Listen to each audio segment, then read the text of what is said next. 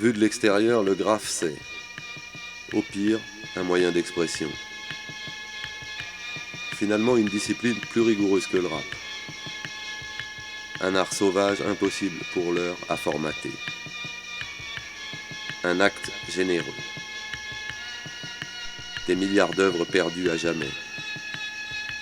Une discipline classique dans son fonctionnement, 2 points. Des maîtres, des élèves respectueux qui connaissent tout par cœur et des incultes qui trouvent ça moche ou joli sans savoir. Un espace où le beau ne règne pas.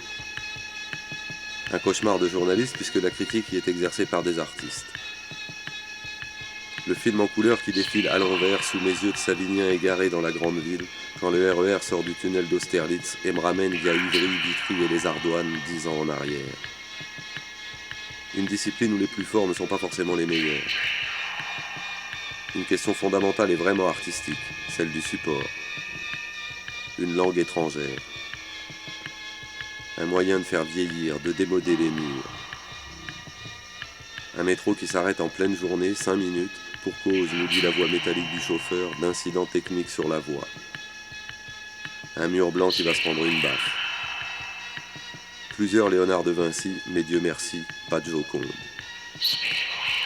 Un ami avec qui il vaut mieux discuter au bistrot ou dans la rue, si vous voulez être sûr qu'il vous écoute. Et ne pense pas en faisant que ce salaud d'un tel est passé par là, ou que cet enculé de machin a pas raté telle palissade. Une idée troublante. L'intégration esthétique du graphe ne semble pas avoir désintégré la base. La possibilité pour un inspiré rapide et intrépide de rivaliser avec un styliste chiadé. Comme un cadeau, c'est l'intention qui compte. Des artistes qui ne cherchent pas forcément à se faire comprendre. Tout bêtement, 2 points, des mots qui ressemblent à des dessins. Un domaine, à ma connaissance en France, où les conneries raciales viennent pas tout alourdir. Image d'Épinal. Une écharpe qui ne laisse voir que des yeux, au bord d'une voie de chemin de fer la nuit. Un mec dans un vernissage que j'entends dire qu'avec son boulot de fonctionnaire à l'hosto, il ne peut plus se permettre de peindre. Là, une pensée pour tous les artistes subventionnés de mes couilles qui appellent prendre des risques, une renégociation de contrat.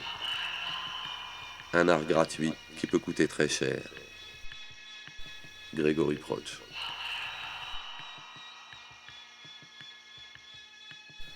In Wild Loire, Sketchbook from Paris, mai 2004.